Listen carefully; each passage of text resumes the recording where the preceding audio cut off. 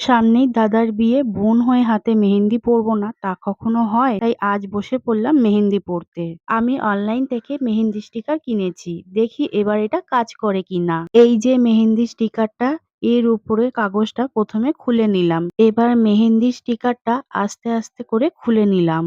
হাতে সুন্দর করে স্টিকারটা বসিয়ে নিলাম। হাতের মধ্যে ভালো করে স্টিকারটা লাগিয়ে এর মধ্যেই মেহেন্দিটা দিয়ে দিলাম। মেহেন্দিটাকে ইয়ারবাডস দিয়ে ভালো করে লাগিয়ে নিলাম। আঙুলগুলোতেও স্টিকারটা লাগিয়ে মেহেন্দি পরে নিলাম। দেখি এবার কেমন ডিজাইন আসে। অপেক্ষা করলাম শুকিয়ে যাওয়ার জন্য। তারপর আস্তে করে স্টিকারটা খুলে দেখলাম। একদম নিখুঁত সুন্দর ডিজাইন উঠে এসেছে। হাতটা দেখতে খুব সুন্দর লাগছিল। আঙুলের মাথাগুলোতেও আলাদা করে মেহেন্দি লাগিয়ে নিয়েছি। শুকিয়ে যাবার পর চিনি আর লেবুর মিশ্রণ ভালো করে মেহেন্দির উপর লাগিয়ে দিলাম। ছোট থেকেই শুনে এসেছি এতে রং গাঢ় হয়। সত্যি এবারও তাই হলো। এখন শুধু বিয়ের দিনটাই অপেক্ষায় রইলাম।